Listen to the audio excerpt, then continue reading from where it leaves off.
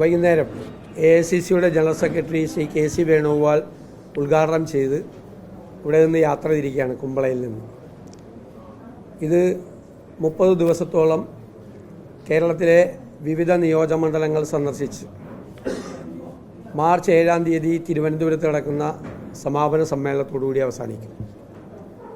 ഈ ജാഥയിൽ ഉടനീളം നമുക്കറിയാം, കഴിഞ്ഞ 10 വർഷമായി അധികാരത്തിലിരിക്കുന്ന LDF സർക്കാരിനെ, അവരുടെ തെറ്റുകളെ, അവരുടെ ദുഷ്ചെയ്തികളെ, അവരുടെ ദുർഭരണത്തെ രൂക്ഷമായി വിമർശിച്ചിട്ടാണ് പ്രതിപക്ഷം എന്ന നിലയിൽ ഞങ്ങൾ മുന്നോട്ട് പോയത്.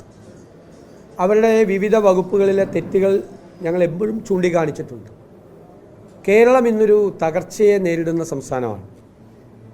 സാമ്പത്തികമായി ഇത്രമാത്രം തകർന്നു തരിപ്പണമായൊരു കാലഘട്ടം കേരളത്തിൻ്റെ ഭരണ ചരിത്രത്തിലുണ്ടായിട്ടില്ല. സമ്പദ് വ്യവസ്ഥ മുഴുവൻ തകർന്നിരിക്കുകയാണ്. നികുതി പിരിവ് വളരെ മോശമാണ്. ചെലവ് അതിനാനുപാതികമായിട്ടല്ല. അപ്പോൾ ബാലൻസ് മുഴുവൻ തെറ്റിയിരിക്കുന്നു. വികസന പ്രവർത്തനങ്ങൾ നടത്താനും ക്ഷേമ പ്രവർത്തനങ്ങൾ നടത്താനും പണമില്ലാത്ത അവസ്ഥയാണ്. കോടികളാണ് കടമെടുക്കുന്നത്. കടമെടുപ്പ് പരിധിയിൽ ഉൾപ്പെട്ട കടം കൂടാതെയുള്ള ധാരാളം കടവും എടുക്കുകയാണ്. ഗവൺമെൻറ് അധികാരത്തിൽ നിന്നിറങ്ങുമ്പോൾ ഏകദേശം 6 ലക്ഷത്തോളം കോടി രൂപയുടെ കടബാധ്യത നമ്മുടെ സംസ്ഥാനത്തിൻ്റെ തലയ്ക്ക് മീതെ വരും. ആരോഗ്യരംഗം വെന്റിലേറ്ററിലാണ്. കുട്ടികളെല്ലാം വിദേശ രാജ്യങ്ങളിലേക്ക് പഠനത്തിന് പോകുന്നതിൻ്റെ നമ്പർ കൂടിക്കൊണ്ടിരിക്കുകയാണ്. ഈ പോക്ക് പോയാൽ കേരളം 5 കൊല്ലത്തിലേക്ക് ഒരു വൃദ്ധസദനമായി മാറും. കാർഷിക മേഖല തകർച്ചയിലാണ്. തീരപ്രദേശം സങ്കടത്തിലാണ്. വന്യജീവി ആക്രമണം രൂക്ഷമാവുകയാണ്. പട്ടികജാതി പട്ടികവർഗ വിദ്യാർത്ഥികൾക്കുള്ള ലംസൺ കാർഡ് പോലും കൊടുക്കാൻ പറ്റുന്നില്ല. ഇങ്ങനെ എണ്ണിയാൽ ഒടുങ്ങാത്ത നിരവധി കാര്യങ്ങളുള്ളൊരു കുറ്റപത്രം ഞങ്ങൾ ലോക്കൽ ബോഡി തെരഞ്ഞെടുപ്പിന് മുമ്പ് തന്നെ അവതരിപ്പിച്ചിട്ടുണ്ട്. എന്നാൽ സാധാരണ തെരഞ്ഞെടുപ്പുകൾക്ക് മുമ്പ് പ്രതിപക്ഷ പാർട്ടികൾ നടത്തുന്ന ജാഥകളിൽ നിന്ന് വ്യത്യസ്തമായി ഈ ജാഥയ്ക്കൊരു പ്രത്യേകത ഉണ്ടാകും.